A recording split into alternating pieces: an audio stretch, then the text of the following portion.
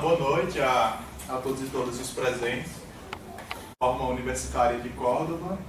Mas antes disso eu gostaria de lembrar algumas datas importantes desse 2018, datas de aniversários históricos da história recente da humanidade, a saber, os 200 anos de Marx, que a gente tinha uma atividade proposta, não aconteceu, mas vai acontecer em algum momento. O próprio maio de 68 comemora 50 anos esse ano. Os 90 anos de publicação dos 7 ensaios de interpretação da realidade peruana. Enfim, 90 anos esse ano, a gente vai fazer também alguma atividade. Falando nos 7 ensaios, Mariátegui faria hoje 124 anos, se estivesse vivo. É justamente data do aniversário dele, 14 de junho. Data também de aniversário de, se estivesse vivo também, o Ernesto Che Guevara, que faria 90 anos. E falando em 90 anos, eu menciono a homenagem do grupo aqui ao peruano mariateguista Aníbal Quijano, que morreu recentemente, agora no 31 de maio, só para não perdermos algumas datas importantes. Sobre a reforma universitária de Córdoba, ela aconteceu 100 anos atrás, na cidade de Córdoba, na Argentina. E essa greve geral que foi iniciada pelos estudantes contra a aristocracia universitária tinha principalmente 3 reivindicações que o pessoal daqui vai se aprofundar. Principalmente a participação dos estudantes no governo da universidade, a inserção dos povos latino-americanos na história e na universidade e a modernização do sistema universitário. Foi um fenômeno que, enfim, se espalhou por boa parte da América Latina, especialmente o Peru. No entanto, no Brasil é bastante pouco desconhecido, pouco estudado, também não teve tanta influência em virtude das próprias características da universidade no Brasil, né? Diante de tudo isso, o Praxis, Grupo de Estudo e Pesquisa sobre Estado e Luta de Classes na América Latina, aproveita essa oportunidade e propõe essa mesa de debate.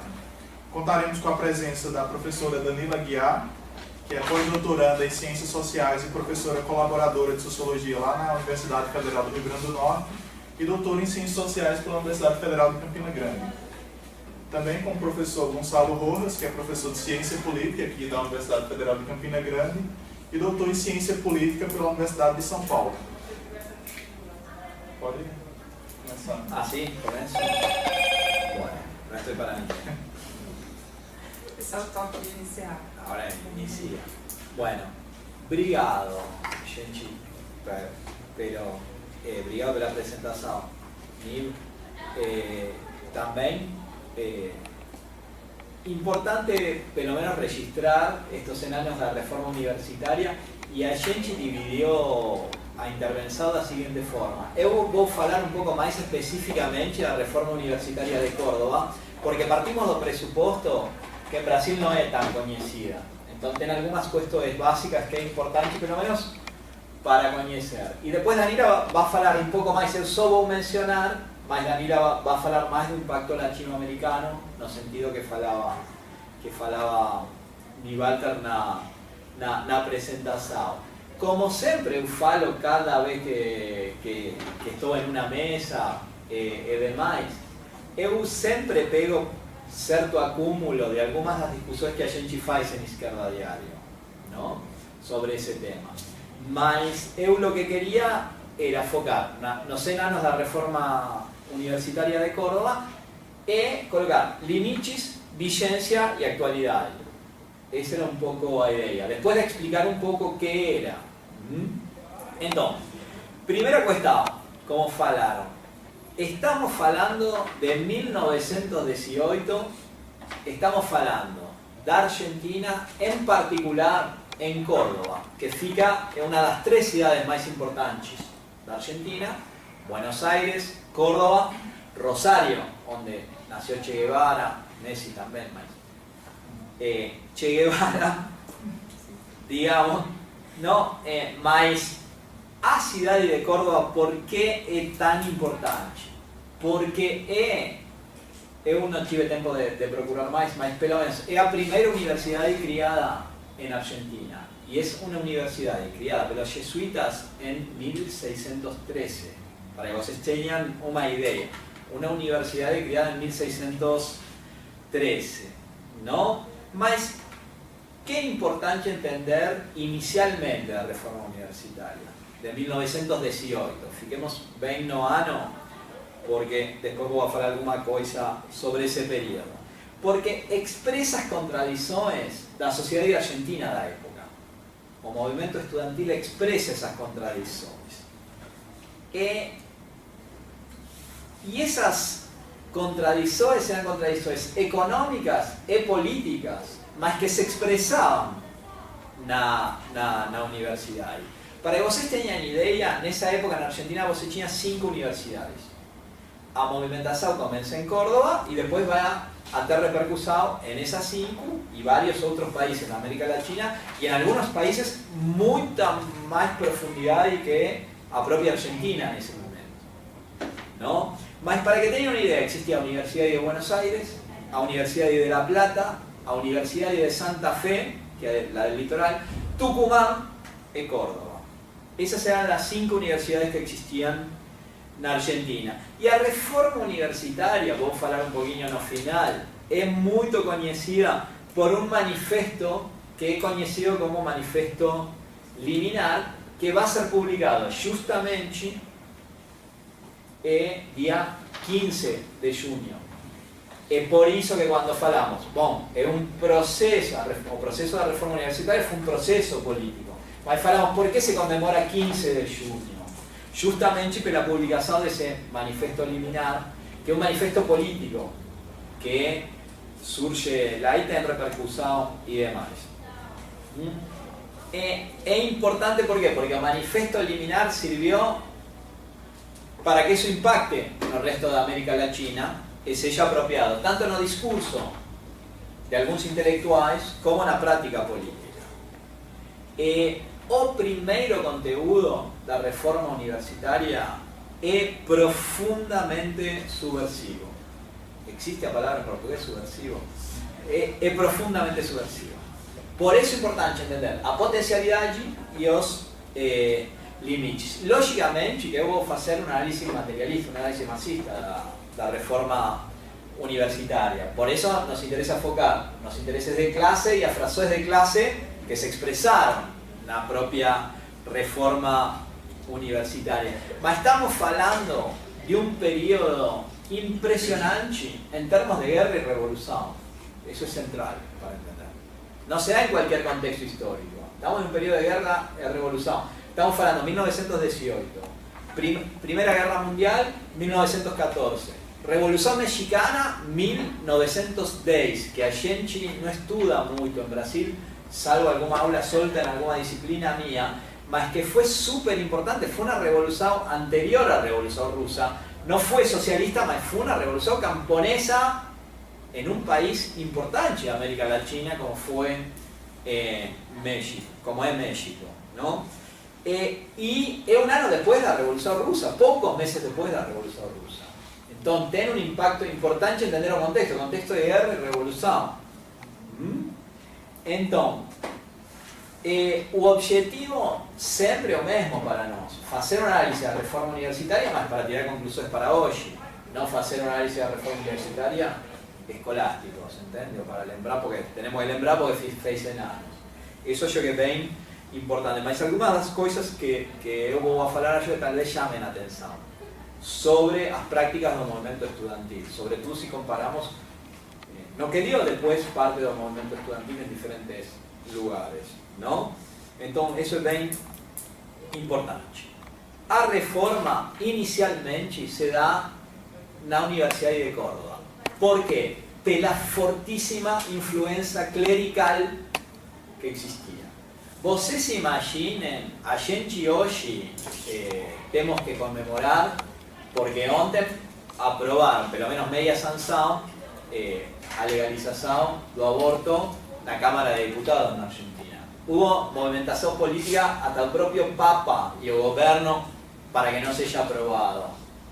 Pressionados nominalmente pela Igreja, os legisladores, esses nomes colocados na Igreja e denunciados por defender o aborto. Existia uma pressão política gigantesca, um movimento de mulheres maior ainda. Pero imaginen se hoje, ainda a Igreja tem esse peso político na Argentina, a Igreja Católica de Roma estamos falando, imaginen o que era em 1918 en una universidad como a de Córdoba, que era una universidad profundamente clerical.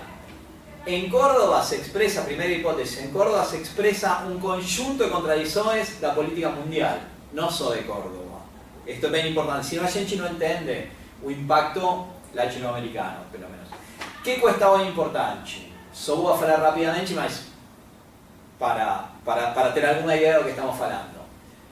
También expresa contradicciones, la formación económico-social argentina y la formación económico-social latinoamericana, ¿no?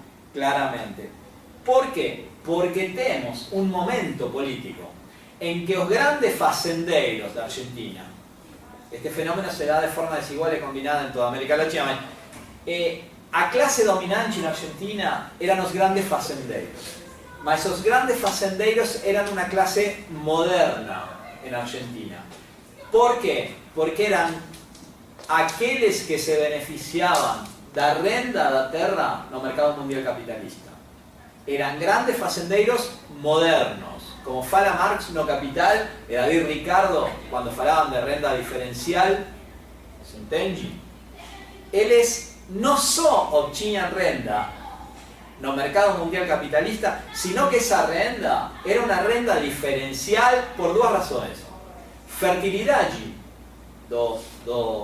da terra, a terra da llanura pampeana era super fértil para eles, y eso da un diferencial na renda, y existía un conjunto de estradas de comunicaciones que focaban para el puerto de Buenos Aires, y existía un traslado relativamente rápido con las ferrovías de esas posibilidades de exportación. ¿Se entiende? Estamos hablando que esa clase muy poderosa comienza a entrar en crisis y comienza a haber una lucha no interior de la formación económico-social argentina.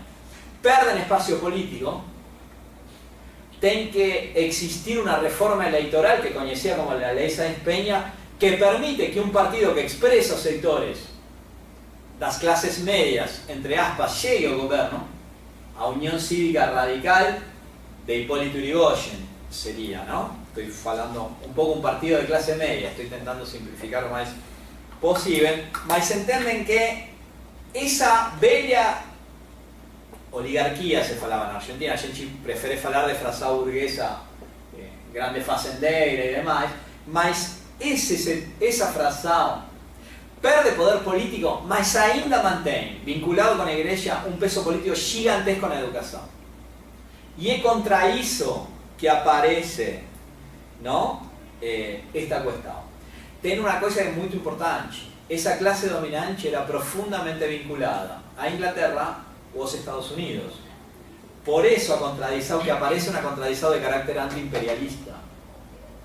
A movimentación estudiantil rápidamente va a tener un carácter antiimperialista de crítica relación que tiene esa frazada clase dominante, subordinados dictados las grandes potencias de la época, primero Inglaterra y rápidamente los Estados Unidos. Mas se entiende que la influencia de la iglesia en la educación y en particular en las universidades era gigantesca.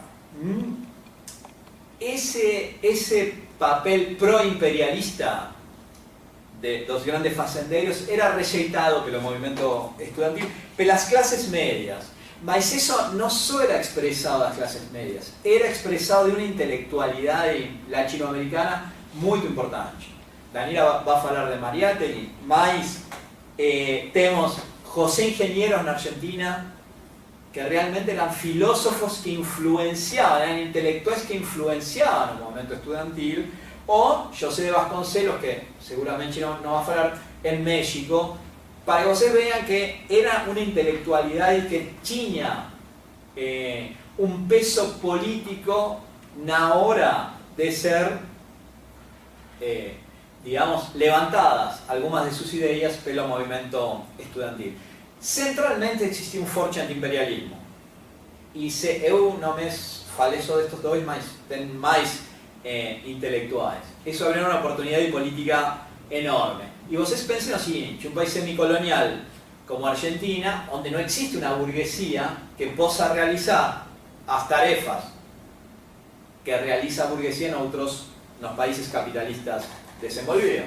A própria burguesia não tem condições de resolver os problemas que apresenta a sociedade burguesa. O movimento operário existia, mas o que acontece com o movimento operário? Ainda não era um sujeito político em termos mais fortes. Existia desde fazia muito tempo, relativamente, um partido socialista de carácter reformista, siguiendo más esas ideas del reformismo de Jean Jaurès que el reformismo alemán de Bernstein o algún otro tipo de reformismo, el reformismo francés, mas era un partido socialista fortemente científico, con elementos, a gente podría falar de positivistas, mas era o partido da clase operaria, mas em um contexto em que a maioria da classe operária argentina não era sujeito político por duas razões. Maioria de migrantes, um conjunto de expulsos das lutas de clases na Europa van para a Argentina, van para o Brasil, são eles os que construem os primeiros sindicatos e demais, e também, quando não eram, digamos, migrantes, a clase trabalhadora, as ideias dominantes do movimento operário eram ideias profundamente antipolíticas. Eram ideias anarquistas e até as ideias que a gente estudou quando, digamos, com a crítica de Gramsci a Sorel, digamos, antipolíticas, sorelianas, digamos. Eran expresados sindicalismo revolucionario que defendía Greb Geral, mas no defendía un momento positivo da política que consiga mudar a correlação de forças en favor da clase operaria. Negaban a política. Va a surgir un Partido Socialista Internacional, que es o Partido Comunista da Argentina, mas ainda o movimento operario no era un actor da vida política. Se entende? Tinha muitos migrantes indireitos e tinha organizações importantes, com peso político, digamos, no movimento operario, mas que paradoxalmente eran profundamente antipolíticas. Y ahí tiene una frase de Trotsky que é interesante, que cuando Trotsky fala, cuando a burguesía no resolve os problemas da sociedade burguesa e o proletariado ainda não está preparado para asumir esa tarefa, son los estudiantes que toman a cena política. Y eso fue lo que aconteció. Na reforma universitaria se expresaba esa contradição de forma impresionante. Avances sociais gigantescos na ciência e demais, mas um conjunto de regimes que começavam a se democratizar, mudanças eleitorais, mas no marco de uma decadência do que eram consideradas casas de altos estudos, universidades e demais. Por que decadência? Porque você tinha esse desenvolvimento mais da própria ciência, mas você ainda tinha uma formação profundamente religiosa e clerical. Não falo que eles na universidade tinham que estudar direito canônico, porque hoje você vai, por exemplo, na Universidade Católica Argentina, você faz tem que estudar direito canônico na Universidade, digamos, Católica Argentina. Mas o problema é que estudavam disciplinas quase feudais, direito para conhecer-vos, se entendem? Para que tenham uma ideia. Existia uma oposição entre ciência e religião que os estudantes colocaban, ¿no? Eso da una fuerza enorme para luchar contra todo misticismo. ¿Se entiende? Lógico que las cosas mudan y yo no gosto de dar ejemplos pessoais, mas eso es tan fuerte que cuando você entra na universidade en Argentina, pelo menos na época que eu entraba, ahora puede haber mudado también, mucho, tal vez haya mudado, mas existe una oposición clara entre ciencia y religión. Digo, ninguém estudia sociología y acredita en Deus, ¿se entiende? Digo, Por lo menos no era compatible, ¿se entiende? ¿Pero por qué? Porque você diferencia fe de ciencia, você diferencia ciencia de religión. Mas eso faz lutar no solo contra la religión, sino contra todo misticismo. Y esa contradicción aparece en Argentina, pero no una contradicción local, continental. Mesmo que se exprese de forma desigual, combinada, y el propio desse movimiento, el movimiento reformista, no fue igual en todos esos lugares. Mas como fue más profundo en otros que en la propia Argentina en ese momento. Mas para falar precisamente da reforma universitaria, a gente escolhe 3 momentos do proceso da reforma universitaria como para tentar, para que vocês conheçam un pouco qué fue esa famosa reforma universitaria, por qué tan importante. Mas se entende que son diferentes momentos de avanço da consciência do movimento estudantil. Porque o que muda a consciência é a prática. E a própria prática vai fazendo que eles avancem em posições políticas bem mais radicais. Não? O movimento se inicia em 1917, na verdade. E eles que fazem? Um abaixo assinado para o ministro de Instrução Pública, que seria o ministro de Educação, reclamando, exigindo a democratização do sistema de cátedras. O que significa isso? É diferente a estrutura universitária argentina que a de Brasil. Não se trabalha com disciplinas ofertadas por a unidade. A disciplina é do professor, é a cátedra. Se eu sou professor de teoria política. O que acontece? Se não tem outro professor de teoria política, o único que se escuta é aquele que é o dono, entre aspas, da cátedra. Tem uma estrutura estamental própria da sociedade feudal, mais que da sociedade capitalista, a universidade. O que acontece? Aparece como exigência a liberdade de cátedra, que não pode existir só uma cátedra. Pelo menos 2, para poder ter visões diferentes sobre o mesmo tema, se entende?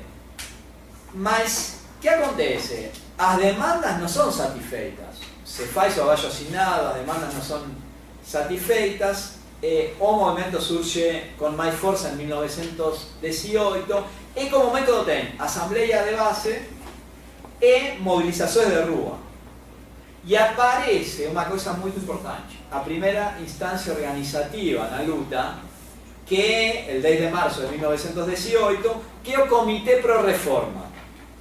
O ponto de partida do Comitê Pro Reforma vai ser a base do que depois vai ser a Federação Universitária de Córdoba, o que seria uma espécie de UNE local.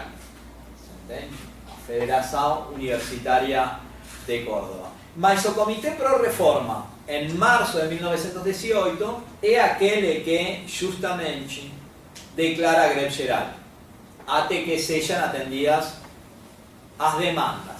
Inicialmente, é dirigido às autoridades competentes. Se tem confiança no Estado. Mas, para que vocês tenham ideia, a greve declarada antes de que iniciem as aulas, e em abril, quando iniciam as aulas, a paralização é total. Entende? Dia 1º de abril, el dia de inicio de aula, a paralização é total. Eles inicialmente exigiam a intervenção do governo, o governo de Irigoyen. Se entende? E o governo que faz? Sua base eleitoral era nas classes médias. E o governo faz uma intervenção em favor, entre aspas, para satisfacer, entre aspas, as demandas dos estudantes. Va un interventor, José Matienzo,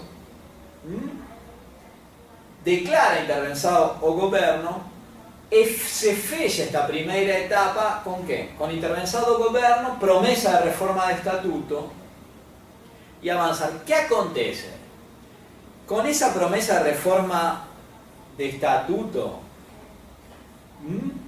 é importante ter em consideração que com essa reforma de estatuto permitió ampliar a cantidad de docentes que participaban das deliberações.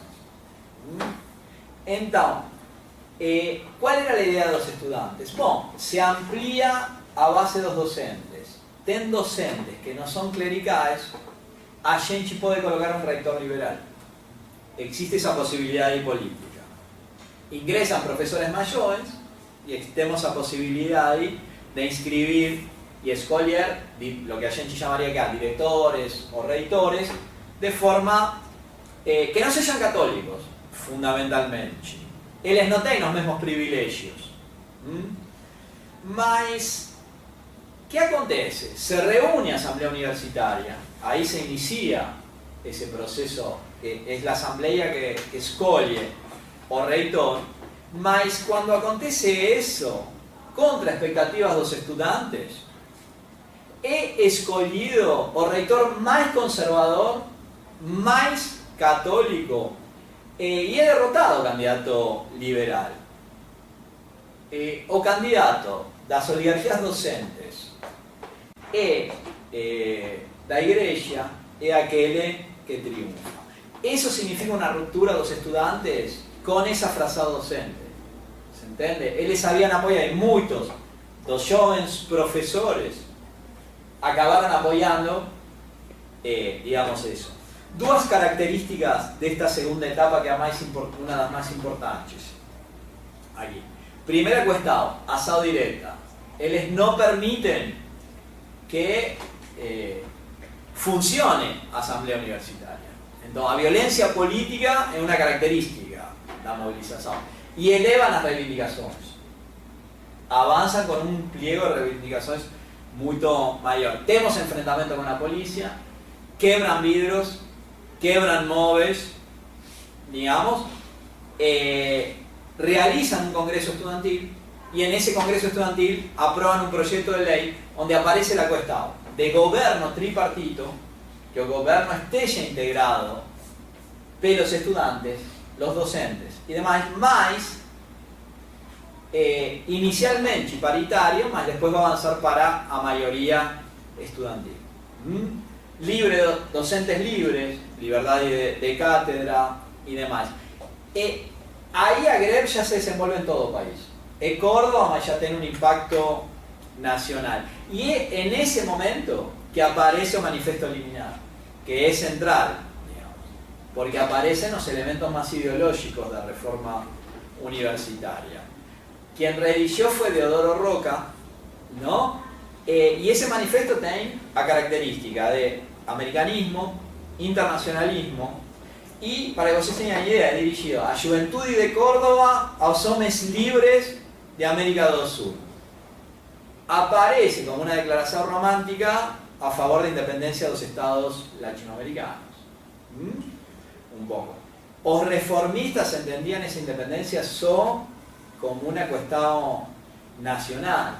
No tenían en consideración que las burguesías nacionales no tenían condiciones de realizar esa independencia, que era un propio empecilio y demás, y que esa tarefa estaba en manos de la clase trabajadora. Mas también tiene un fato que acaba siendo relevante en este segundo momento, que ha adhesado la Federación Operaria de Córdoba a Greb dos Estudantes, y era el máximo organismo sindical local, que va a ser muy importante, no solo en 1918, sino en 1919, que es donde en Argentina acontece a Semana Trágica, que es una greve geral de una semana que paraliza, digamos, o país y que es brutalmente reprimida. Acelero un poquito. ¿Qué acontece? Esto ya transforma esa segunda etapa en una tercera etapa que va a ser a máxima tentativa de los estudantes hacer que a balanza fique do lado de ellos. Mudan la metodología de luta. ¿No? Toman la universidad y no solo toman la universidad y colocan ellos a universidad y sob su control. Para que vocês tenham idea. No solo expulsaron los docentes, digamos, sino que nomean profesores, representantes, empleados, organizan las actividades curriculares y toman hasta examen. Ese control real da universidade. Horacio Valdés fica de director de Direito, Enrique Barrios de Medicina, Ismael Bordavere, director de Engenharia, mas eran estudantes da Federação Universitária, que son los que asumen esa responsabilidade política. Se fecha o ciclo con a vitória dos reformistas, a intervenção do Ministerio de Instrução, se reforman os estatutos universitarios, se incorpora a Cátedra Libre, se incorpora o cogoverno. Por primeira vez os estudantes podem decidir que é o que faz a universidade. Aquí aparecen con clareza os dois elementos de antes: violencia política y crecimiento cualitativo das reivindicações. Y ahí, esa parte después va a falar Daniela, no me voy a nada. A rebelión de Córdoba encende a faísca para toda América Latina, ¿se entiende? Mas na verdade esa luta en toda América Latina expresa a luta da juventude de clase media contra o velho orden oligárquico, pero que era un orden que tenía privilegios materiales que debían ser combatidos. Daniela va a hablar más de Perú y Cuba. ¿Por qué? Porque ahí fue donde tuvo mucho más impacto a reforma que en la propia Argentina. No es que en Brasil no existió, en la década de 30 hubo cierta influencia, mas fue una influencia que se perdió. Paraguay y México ainda ten, no en ese segundo momento. La Argentina acabó siendo más universitaria, mesmo que tuvo otra cosa más. Perú tenía crianza de APRA, Cuba fundado el Partido Comunista Cubano, ella va a falar. Mas se entiende que es un movimiento estudiantil que acaba también se ligando a clase trabajadora. O cuestionamiento de la universidad clerical, fechada en sí misma, es un esfuerzo gigantesco de crítica a los estudiantes, esa crítica para se vincular con otros sectores sociales que están fuera de la universidad, como se ven. Una parte importante de los estudiantes apoya a los trabajadores después de una semana trágica. Federación de Córdoba, Santa Fe, mismo que fuesen una minoría, los activistas cosecharon un apoyo político, ¿no? Y para fechar vigencia y actualidad de a reforma, ¿no? Es central volver a discutir a reforma. ¿Por qué? Porque nos permite discutir la estructura universitaria. Es el lugar donde un conjunto de profesores tienen privilegios bien por acima la mayoría lo que debería ser o demos la propia universidad. Y no existe siquiera revolución francesa en las universidades. Por eso la lucha por la democratización de la universidad es una lucha central. Y ellos no defendían su paridad, su cogobierno, sino un gobierno con mayoría estudiantil. A gente podría acrescentar varias cosas más, como a crítica de la figura del propio rector, por qué tiene que existir la idea de un rector, por qué esos profesores pueden ser escogidos para dirigir una universidad y con salarios bien superiores a de cualquier otro profesor y demás. Esa crítica era: ¿queremos un saber enciclopédico o queremos un saber vinculado a los problemas sociales que existían en la época? También. Todo estoy fechando. Entonces, en las universidades existe voto cualificado. O peso político de voto de un profesor es mucho mayor que el peso político de voto de un estudiante. Más John Stuart Mill, con su voto censitario, no gobierno representativo, o propio Platón, ¿se entiende? No es ni siquiera ideal la Revolución Francesa, un hombre, una mujer, un voto. Deodoro Roca, ni falar de Mariátegui. Mariátegui era masista. ¿Vale? Deodoro Roca falaba que quería abrir las puertas de la universidad y al povo y a clase trabajadora. Y hoy o que a gente tem que abrimos las puertas para las empresas, para demás, ¿no? Una universidad laica, gratuita, antirreligiosa, que no forme mano de obra barata, ¿se entiende? Descualificada, como acontece hoy. Na verdade, también tiene una cosa muy importante que es crítico conocimiento fragmentado. Esta cosa de crítica a enciclopedia es crítica a una ausencia de visado de totalidad de los fenómenos. Hoje você tem uma universidade que é uma fábrica de diplomas. Eles criticaban a universidad y que son entregue diplomas de forma acrítica, ¿no? Realmente existe hoy claramente muchas unidades académicas, se fragmenta o conocimiento, horarios de cursadas sin ningún tipo de respiro, ausencia de una política real de asistencia estudiantil, ni falar, acá tenemos un problema hasta do restaurante universitario, na UFCG, se a gente quiere falar, e ni falar do que en Brasil tem vestibular ou as novas formas que não permitem que o ingreso, digamos, dos estudantes, entende? Uma coisa é o direito à educação e outra coisa é a educação entendida como concorrência. Isso é bem diferente. No espírito da reforma era o direito à educação, não? Mas para isso, com esto fecho, é preciso a construção de um novo movimento estudantil que tome como ponto de partida a experiência da reforma universitária de 1918, a experiência do Maio francês, enriquecida com a experiência. Na Argentina aconteceu um fato político em 1969, muito importante, que foi o Cordobazo, onde operários e estudantes. Córdoba seguia sendo Córdoba en 1969 era una universidad, era una ciudad operaria y estudiantil. Ustedes se imaginen lo explosivo que significó ese momento, ¿no? Entonces, aprender de esas experiencias históricas donde operarios y estudiantes desafiaron ao poder. Es preciso criticar a la universidad y es preciso denunciar a la universidad de clase. Mas é preciso também, como se falava no Maio francês, sair da crítica da universidade de classe para passar à crítica à sociedade de classe. E o resultado da universidade que a gente aspira para o século XXI tem que ser resultado de uma luta que tenha em consideração toda esta valiosa experiência política que resultou ser a reforma universitária de 1918. Eu tenía alguna cosa más para falar, mas pelo menos con eso acho que di una idea sobre el tema y espero no haber pasado mucho tiempo. Não, tranquilo. Bom, boa noite. Dando continuidade aqui à mesa, né? É um prazer voltar às atividades do Praxis, né? Faz, acho que, uns 3 meses que eu me ausentei, tenho me ausentado pela mudança de universidade aqui das atividades do grupo, e é sempre uma alegria debater no interior da universidade esses temas que, pela própria dívida histórica que a educação brasileira tem com o tema da emancipação e com a própria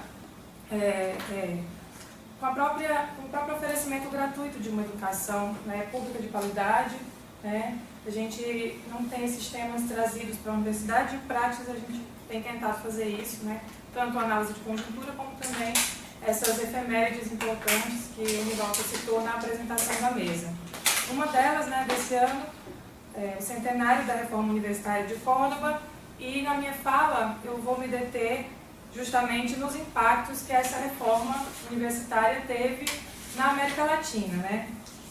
E principalmente lembrar, como o Gonçalo falava, que esse importante fato político, que foi a reforma de Córdoba, foi protagonizado por uma juventude universitária que avançou, né, em temas importantes, debateu e avançou politicamente em temas importantes que a gente ainda vê hoje como uma falácia para a própria universidade, né?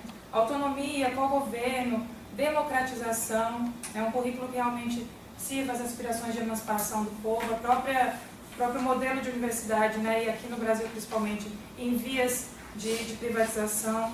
Então, após a fala do Gonçalo, eu gostaria de enfatizar algumas importantes repercussões, né, que essa reforma obteve na América Latina. Fundamentalmente, essa reforma impacta no Chile, no México, no Peru e em Cuba, né? Eu vou deter a minha análise nesses 2 últimos casos, Peru e Cuba, porque foi justamente nesses 2 países onde houve, graças a essa faísca e também a esses importantes movimentos políticos, né, desse primeiro metade de século, que, enfim, determinou a criação de projetos de universidades populares, né, no Peru e em Cuba. E esses projetos foram encabeçados por intelectuais, né, o Gonçalo já citou alguns deles, e eu imagino que aqui na sala, né, mesmo tendo alguns integrantes do Praxis, muitos desses nomes sejam completamente desconhecidos, né, nosso currículo, nas nossas disciplinas, nas nossas discussões, né, enquanto grupos de pesquisa.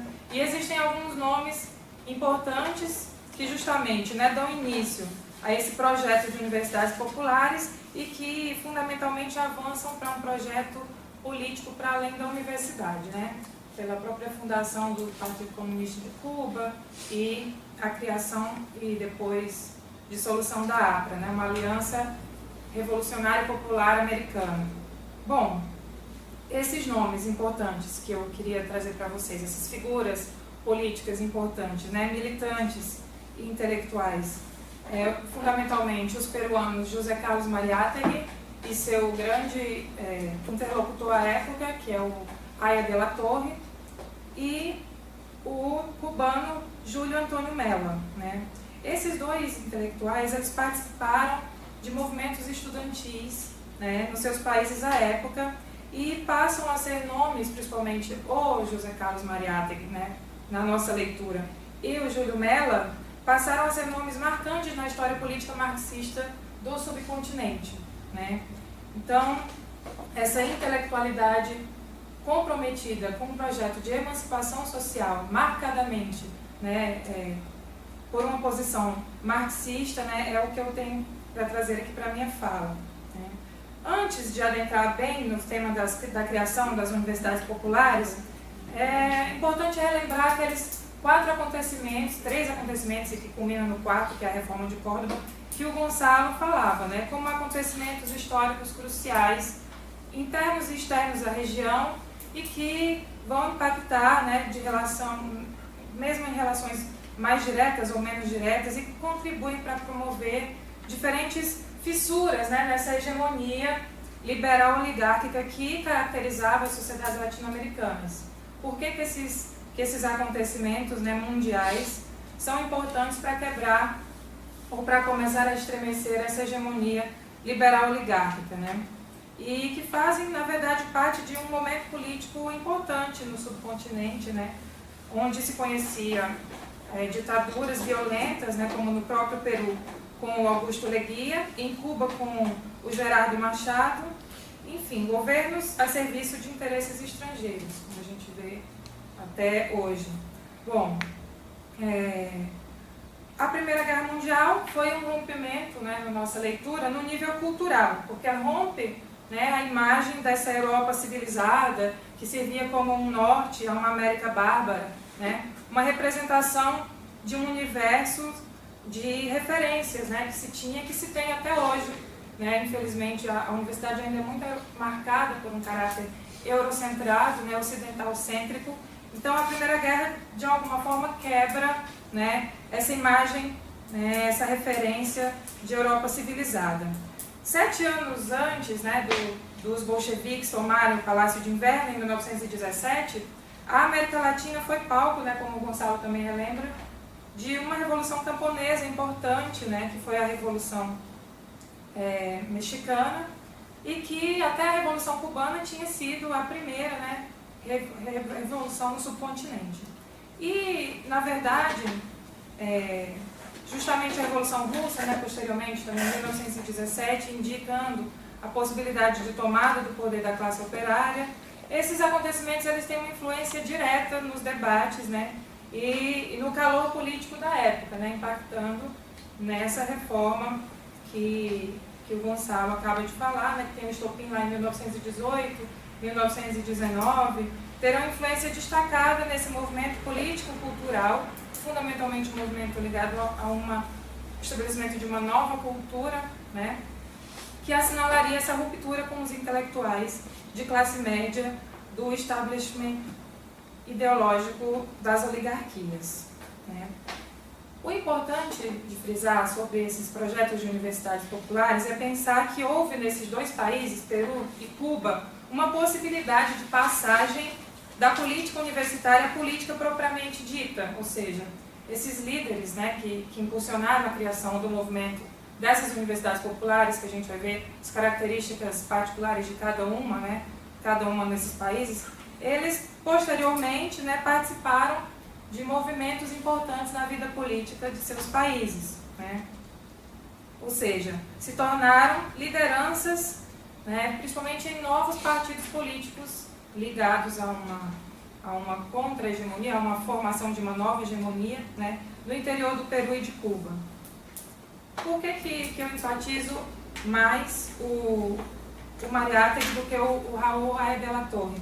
Né? Na verdade, é o Raul Haya de la Torre que cria a Universidade Popular no Peru, mas o Mariátegui, né, o José Carlos Mariátegui, e o Júlio Antônio Mello são os intelectuais que mantêm uma linearidade, né, política com esse compromisso de emancipação, né, a partir de uma ligação também com o marxismo, com as ideias revolucionárias da época, né, que se vivia, né, após o afã revolucionário de 1917.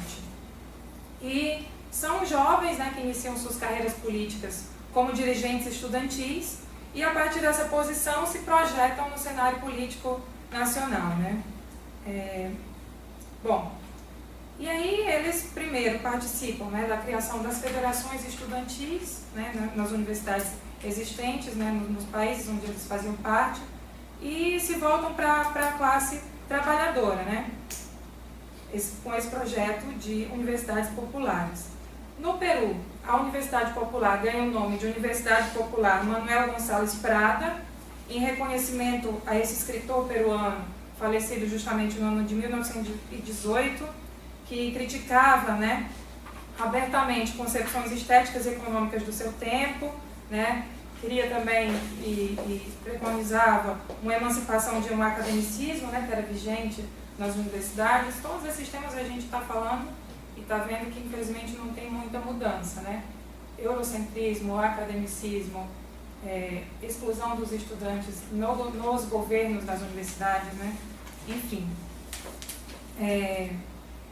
E em Cuba, o projeto das universidades populares ganha o nome do José Martí, que é um líder, né, anti-imperialista latino-americano muito mais conhecido, né? Enfim, são esses dois projetos que eu vou ter a minha fala.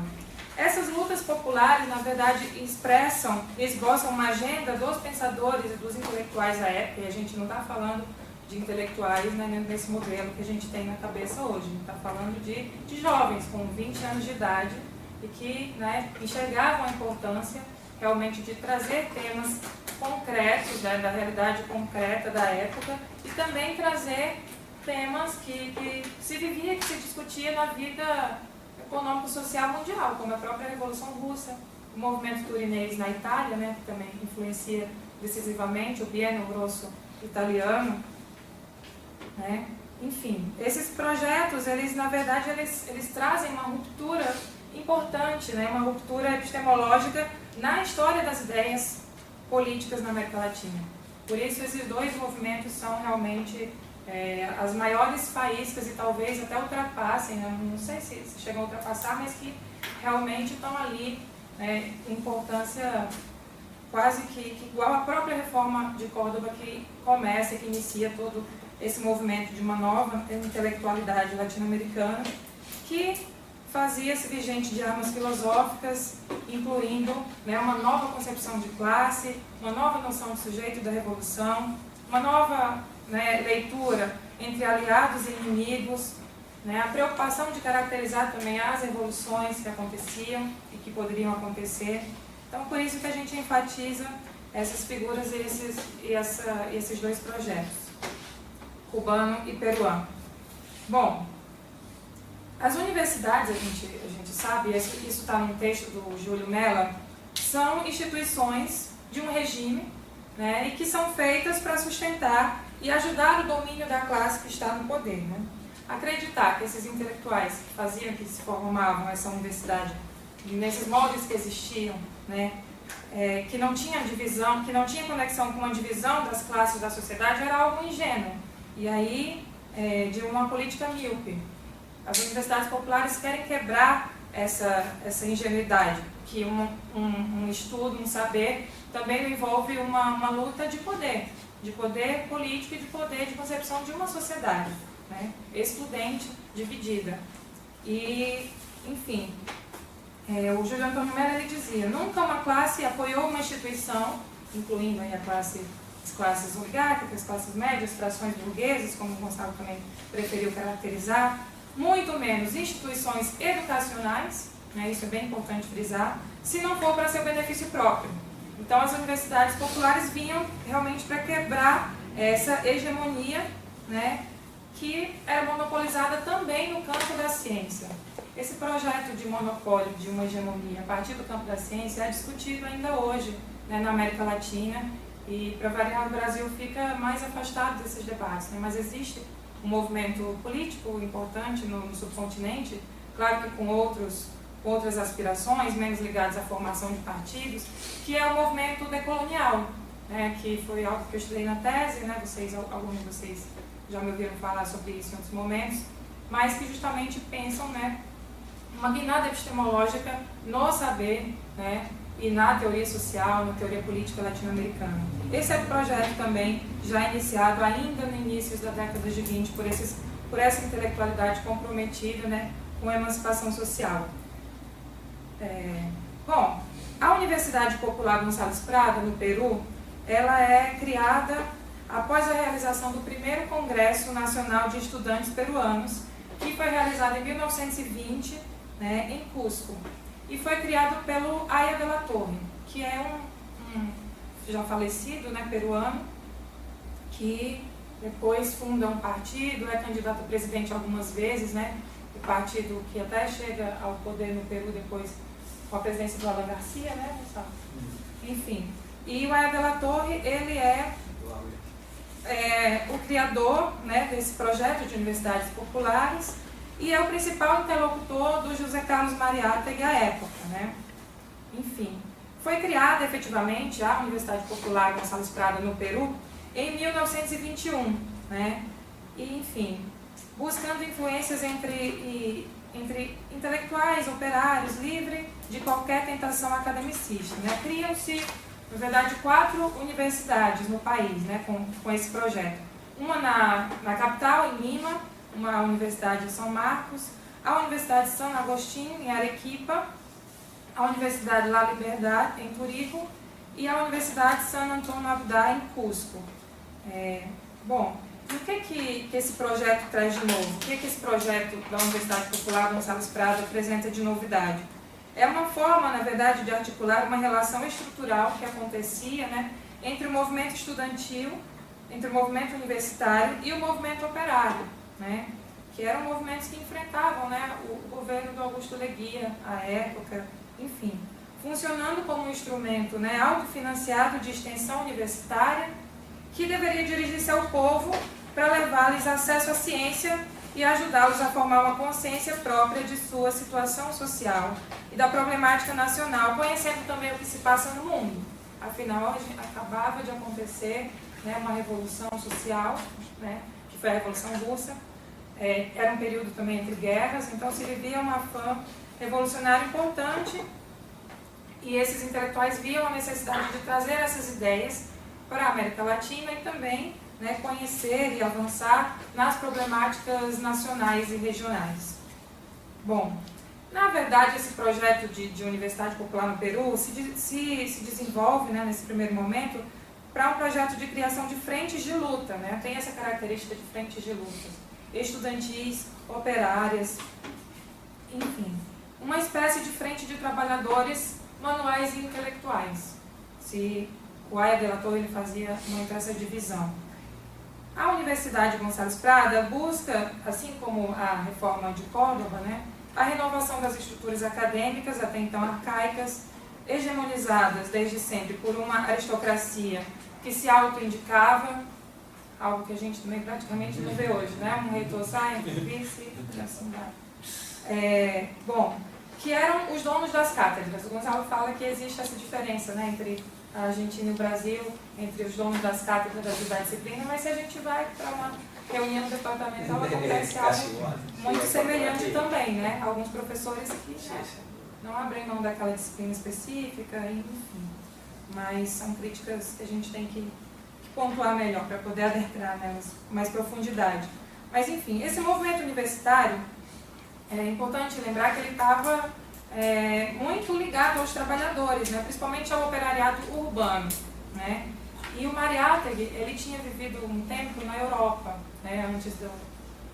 Justo quando ele volta desse período na Europa, que na verdade é um exílio forçado, justamente por diferenças com o governo local da época, com o general Augusto Leguía, ele passa 2 anos na Europa, né, para não ser preso no Peru, vive lá praticamente todo esse momento na Itália, né, apesar de ter conhecido também o movimento revolucionário francês, né, também teve na Rússia, mas ele vive praticamente o tempo todo na Itália e vê a criação, né, e vive durante esse momento do Biênio Rosso na Itália, né, criação do Partido Comunista, Congresso, né, o L'Ordine Novo, tudo que acontecia lá com Gramsci, né, à frente, né, existe essa dúvida se eles chegaram a se conhecer, mas enfim, o Mariátegui e o Gramsci, eles compartilharam esse momento, né, importante na Itália, de luta política, também como resultado da Revolução Russa. E ele, né, junto com a de la Torre, ele prontamente aceita o convite de adentrar nesse projeto de criação de universidade popular para trazer também essa experiência europeia, né, trazer para o país, né, claro que não existia nem de perto a facilidade que se tem hoje, né, de troca de informações, mas mostrar também para o operariado peruano, para os estudantes, o que acontecia na situação mundial, né, durante, né, esse período importante de luta revolucionária. Bom, as universidades populares, então, têm lá sua efervescência, principalmente em 23, 24, no Peru, né, consistia principalmente em uma espécie de estudos em comunidades organizadas coletivamente para realizar cursos de formação política, cursos de análise de conjuntura. Então, se variava entre temas, né, locais, essa dialética local e internacional. Bom, eu vou passando aqui para Cuba, senão eu não chego. Bom, importante também lembrar que, enfim, o Mariátegui, ele se junta, né, ao Aya de la Torre nessa criação das universidades populares. Depois eles criam, né, o Aya de la Torre é exilado no México e cria de lá uma frente, né, que é a APRA, Aliança Popular Revolucionária Americana, e que depois tenta transformar essa aliança em partido, um partido, né, que o Mariátegui não concorda com essa estratégia de ser um partido policlassista, enfim, eles acabam rompendo, e na verdade o Mariátegui ele continua, né, como um intelectual e militante mais ligado às ideias, né, do comunismo internacionalista da época, aos próprios debates no interior da Terceira Internacional, né, ao contrário do Aya de la Torre, que, né, ao longo de sua trajetória política, né, se distancia do marxismo, se distancia das ideias, né, da Internacional, enfim.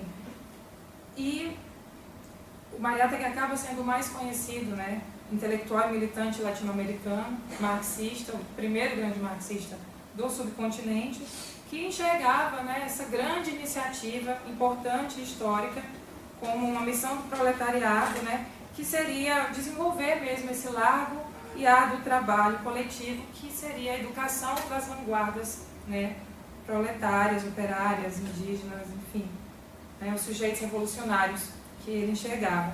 Então, ele dizia, né, que somente quando forem superados esses elementos dissolventes e ultrapassados em reivindicações imediatas, né, como aconteceu, né, em alguns embargos lá em Córdoba, somente ultrapassado essas movimentações, né, que se conseguia avançar frente a uma emancipação, né, mais concreta.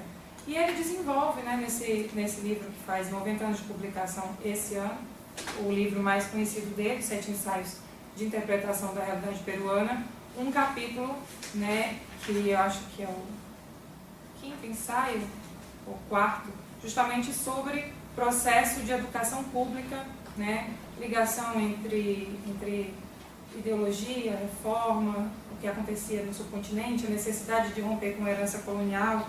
Então ele não abandona, né, a importância do tema da educação e da formação intelectual de uma vanguarda, né, revolucionária. Já em Cuba, a Universidade Popular, né, de nome José Martí, tem um outro projeto, né, um projeto que é posterior, também já influenciado não só por Córdoba, mas pelo que acontecia também no Peru, né?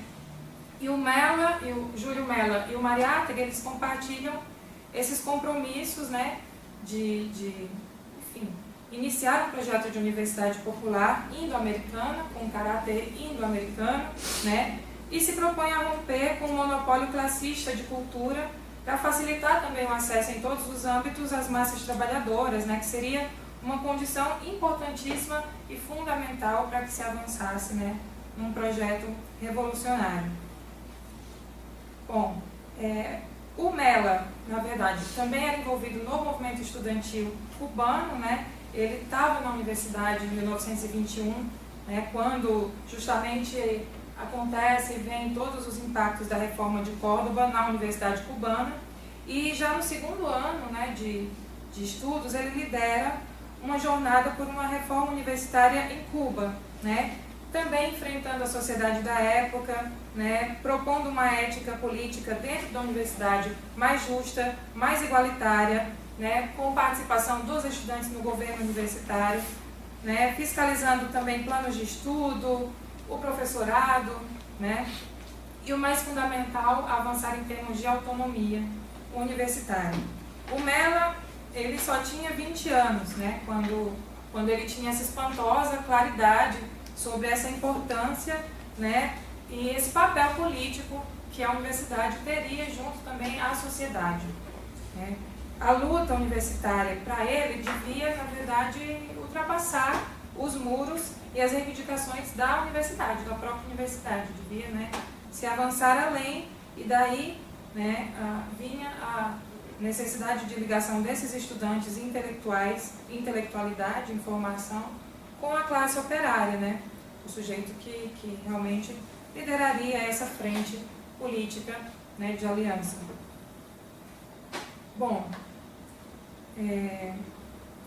em Cuba, a Universidade Popular José Martí incorpora cerca de 500 operários, né, e o seu professorado estava integrado, e isso é importante também dizer, não existia essa diferença entre estudante e professor. Realmente a gente tinha muito mais uma troca, né, nessas aulas, nesses debates públicos que isso aconteciam, né.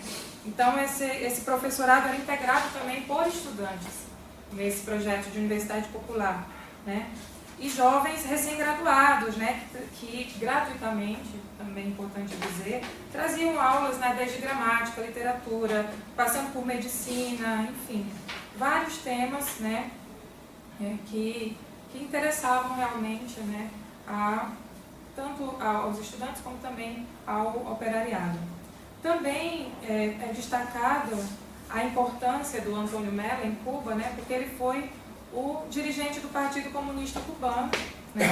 Posteriormente ele funda o Partido Comunista em Cuba em 1925 e, na verdade, ele vive muito pouco tempo, né, ele é assassinado no México, depois que ele é expulso, né, lá de Cuba, né, que ele é expulso e ele consegue o exílio para não morrer em Cuba, mas morre assassinado no México em 29, apenas com 26 anos.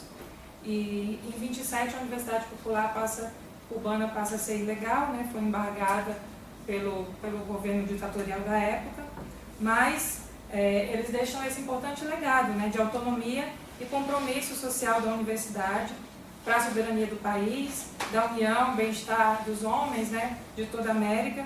Eram as bandeiras, né, que agitavam esse projeto de luta nessas vidas curtas, né, desses pensadores, desses intelectuais, que foram Antônio Mella e o Mariátegui. Como eu falava no início, no Brasil a gente desconhece, né, praticamente desconhece esses projetos, né, de criação de universidades populares. A gente tem uma dívida muito grande, histórica, né, com o compromisso de oferecer à população, né, um direito à educação gratuita de qualidade, quanto mais a educação, né, um nível de pós-graduação, de graduação. Bom, a atualidade, né, desses temas também é importante destacar, assim como o Gonçalo destacou, e já, né, passando para o fim aqui da minha fala.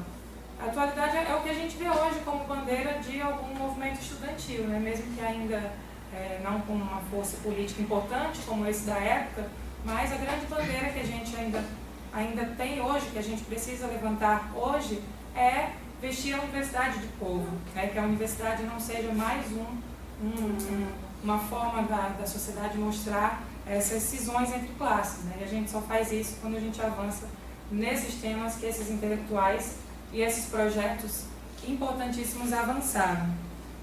E o mais recente, né, para falar de um recente embargo a uma liberdade de ensino nas universidades no Brasil, a gente pode lembrar do que aconteceu, né, com o professor Luiz Felipe Miguel, da UNB, quando ele propôs aquela disciplina sobre o golpe, né, sobre o estudo do golpe de Estado no Brasil, institucional, de 2016 no Brasil, e que, né, foi denunciado pelo próprio ministro da Educação à época, e que, na verdade, o tiro sai pela culatra e ele inicia um projeto que é levado para outras dezenas de universidades, incluindo, né, a Universidade Federal de Campina Grande, incluindo a UFRN, a universidade onde a gente atua, né, mas que houve, ainda hoje, né, 2018, 100 anos depois, né, quando na América Latina se começou a lutar por uma liberdade de ensino, né, a gente encontra ainda hoje muitos desses problemas, né, de forma gritante.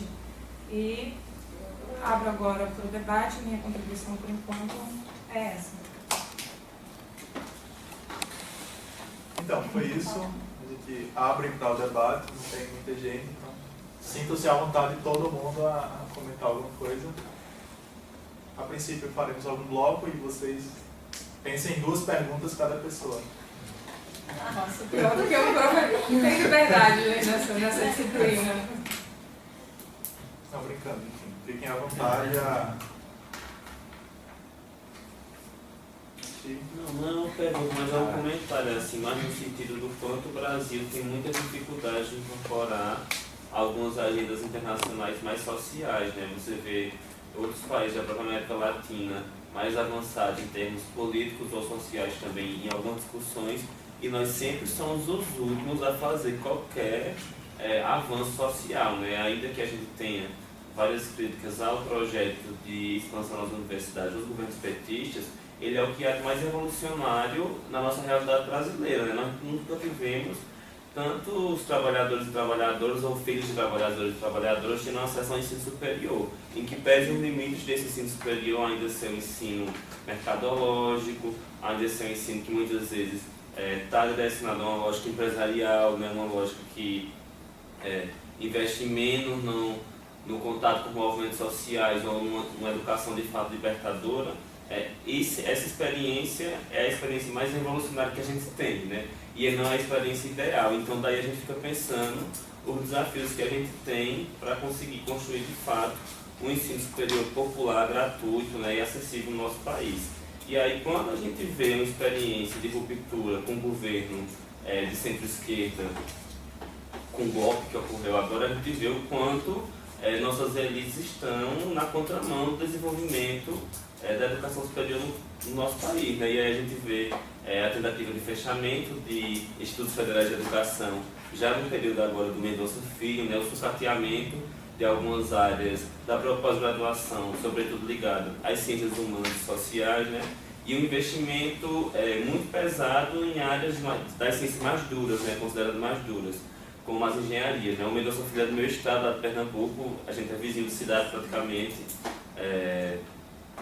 e ele fez muitas coisas lá, assim, mas todas no campo das ciências exatas, né?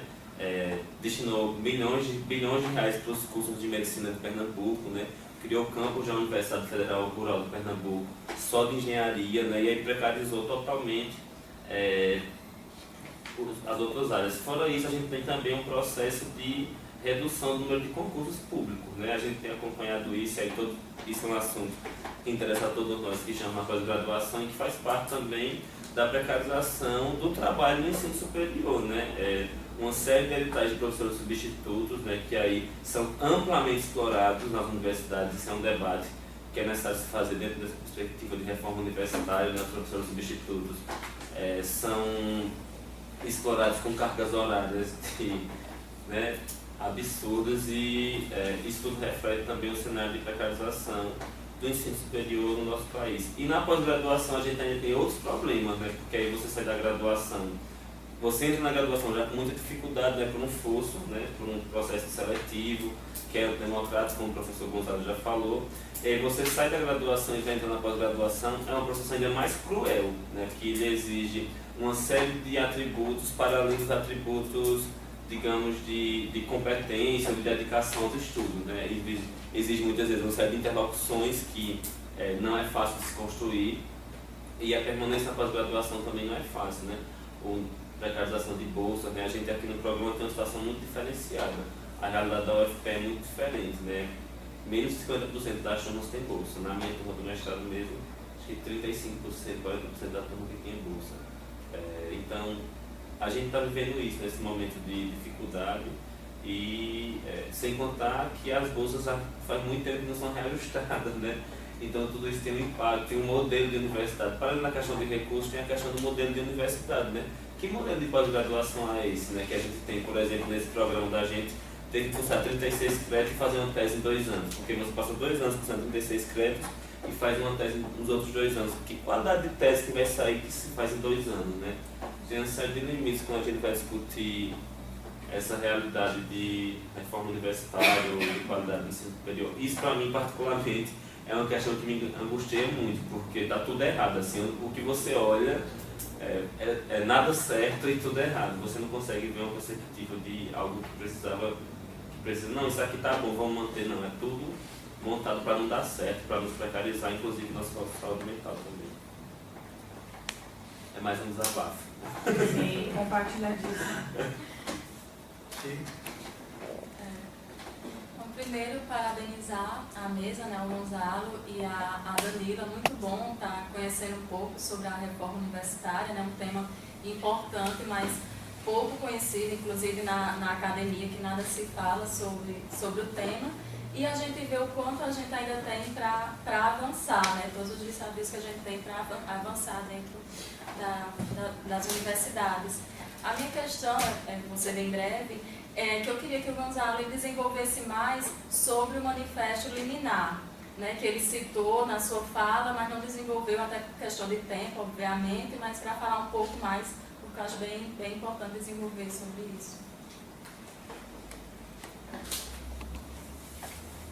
Alguém mais? Então eu faço a minha pergunta, a gente deixa esse bloco. Tá bem. Tá pronto.